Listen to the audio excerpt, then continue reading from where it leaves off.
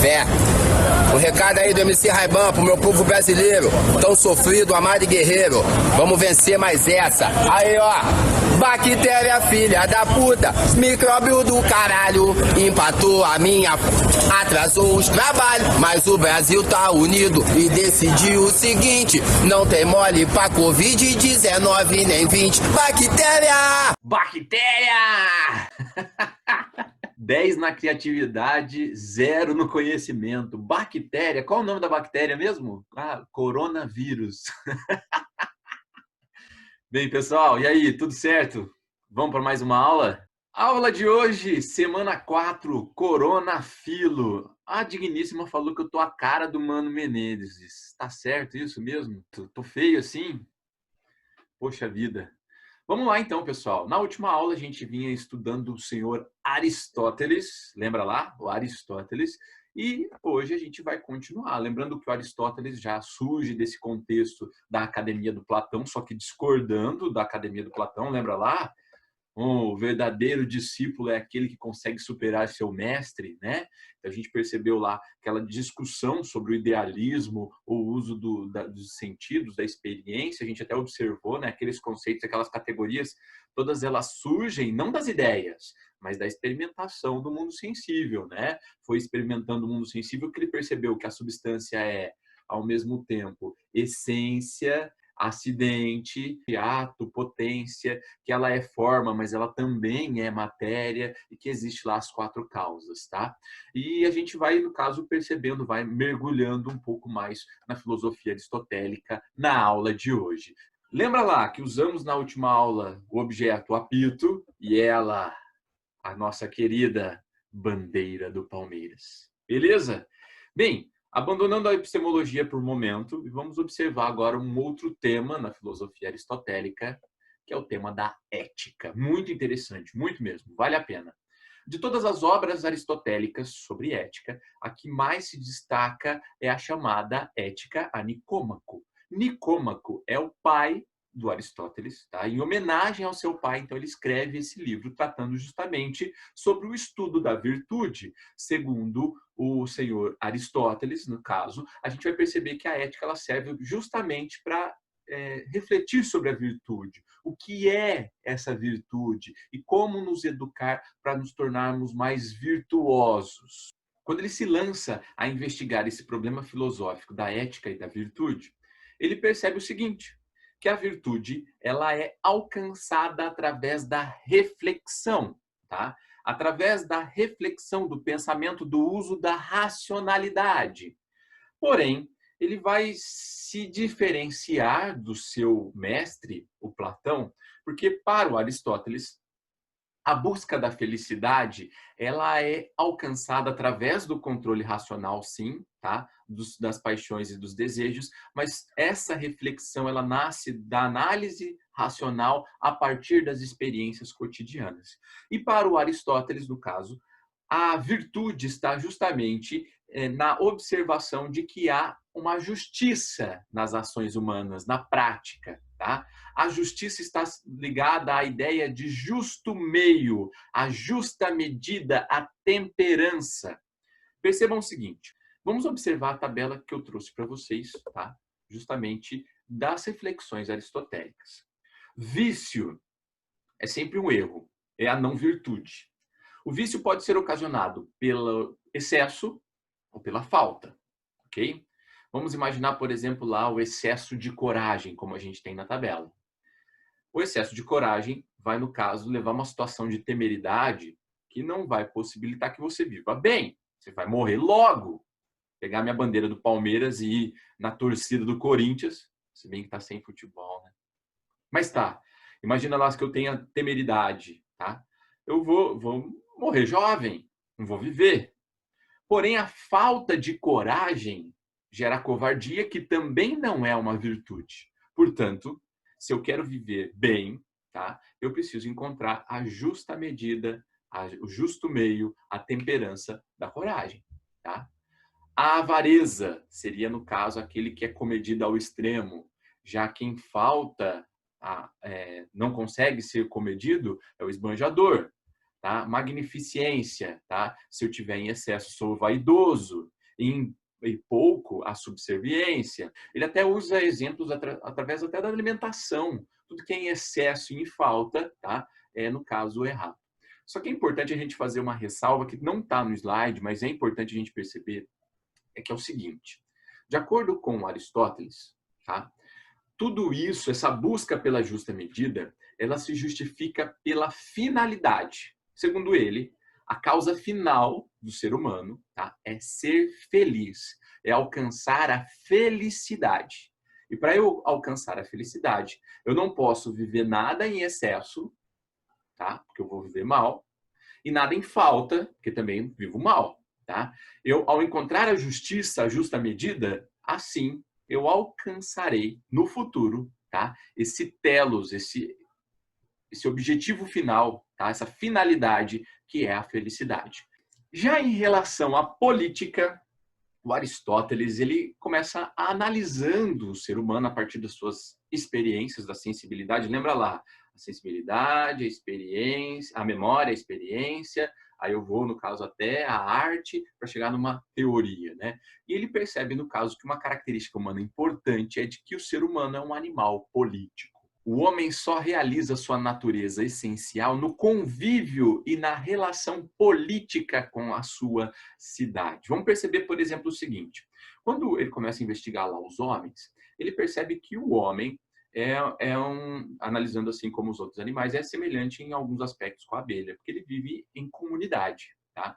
E ele vai analisar que da mesma forma que a colmeia ela é natural, ela faz parte da natureza, a polis para o Aristóteles também. A polis é natural. Tá?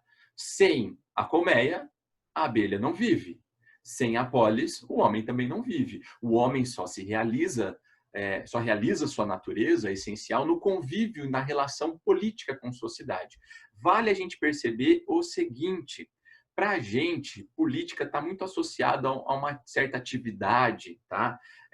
Da administração, do público, que para os gregos não existia. Política, para os gregos, está associada a qualquer ação em relação à polis. Tudo que você faz que afeta a polis, tá? É política. Tá? E agora, no senso comum, a gente não tem essa concepção. E, segundo Aristóteles, além disso, o homem é o mais político de todos os animais, é o que mais necessita da sociedade. Tá? Vamos perceber, por exemplo, que se a gente não tiver sociedade, a gente não sobrevive.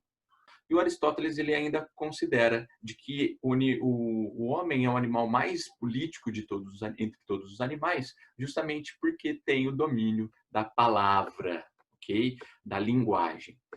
Bem, diante disso, a cidade-estado, como comunidade, ela tem uma finalidade, assim como todos os seres, segundo Aristóteles, têm uma causa final. Tá? E a causa final da cidade-estado, da polis, tá?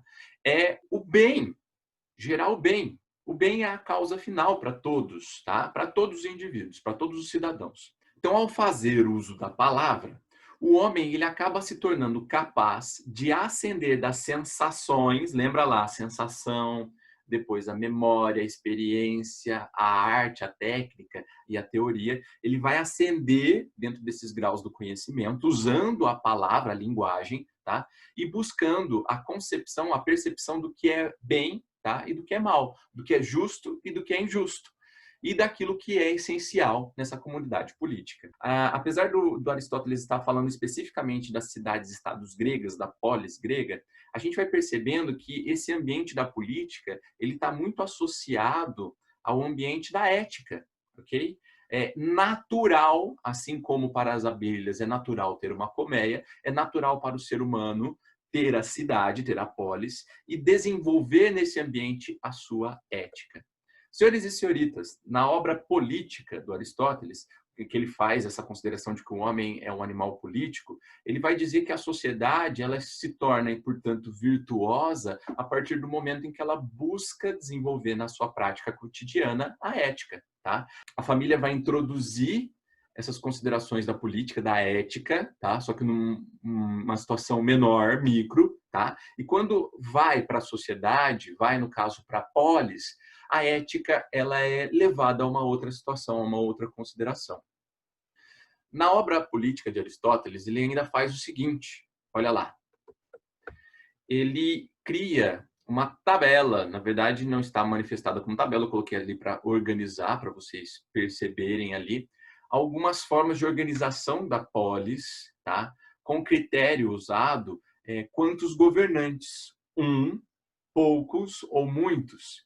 E ele vai colocar, no caso, que as sociedades que têm esses governos de poucos ou muitos corrompidas, ou seja, com vícios pela falta ou pelo excesso, ela vai ter, no caso de um governante, uma tirania, de poucos, uma oligarquia, e uma democracia, olha lá, uma democracia quando muitos governam de forma viciada. Tá? Já no caso, é boa a administração de quando é uma monarquia, tá? De poucos, uma aristocracia, e de muitos, uma politeia. É muito interessante a gente observar que, para o Aristóteles, não é a forma da organização da sociedade que torna ela boa ou ruim, tá? Mas é a presença da virtude ou não, tá? Então, a gente vai perceber que pode haver o governo de poucos ou de muitos bons, tá? Ou corrompidos. Para Aristóteles, então, para a gente finalizar esse assunto de ética e política, a ética ela sempre tem como objetivo, né, a reflexão que busca a felicidade, tá, do bem individual. E na política, a gente apenas vai expandir essa concepção da felicidade do bem individual para o bem comum, para todos, tá?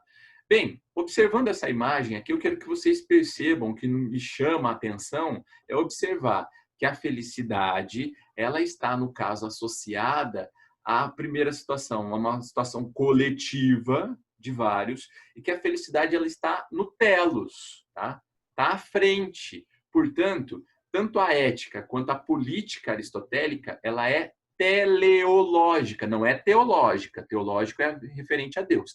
Então, é teleológico, está associado a um telos, a um objetivo, a um lugar final. Então, vamos praticar? Não faz essa cara, não. Vamos lá, só um exercício. UEL 2006. Cai bastante, viu? Aristóteles na UEL cai bastante. Aristóteles foi o primeiro filósofo a elaborar tratados sistemáticos de ética. O mais influente desses tratados, a Ética a Nicômaco, continua a ser reconhecido como uma das obras-primas da filosofia moral. Ali, nosso autor apresenta a questão que, de seu ponto de vista, constitui a chave de toda a investigação ética. Qual é o fim último de todas as atividades humanas? Vou até separar. Olha a pergunta que ele joga para a gente no exercício. Qual o fim último de todas as atividades humanas? A felicidade. Com base no texto e nos conhecimentos sobre ética aristotélica, é correto afirmar. Vamos lá. Letra A. É uma ética que desconsidera os valores culturais e a participação discursiva dos envolvidos na escolha da concepção de bem a ser perseguida. Bem, a concepção de bem perseguida está associada à ideia de justiça, de justa medida. Então, não dá muito para perceber essas noções filosóficas na alternativa A. Então, deixa de fora, tá? Letra B.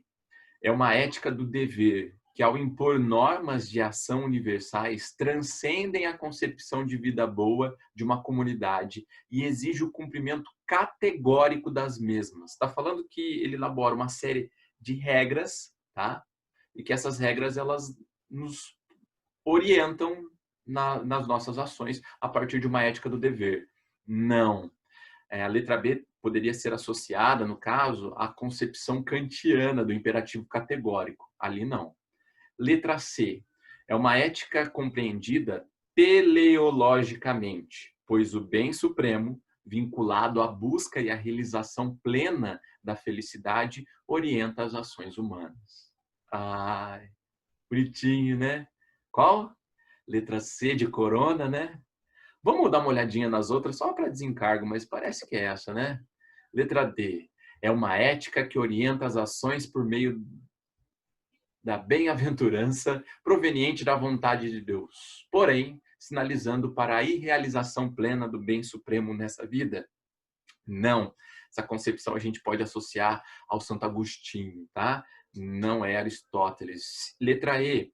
É uma ética que compreende o indivíduo virtuoso como aquele que já nasce com certas qualidades físicas e morais em função de seus laços sanguíneos. Não tem nada a ver com isso. Portanto, gente, olha lá, letra C de coronavirus, ok? Letra C.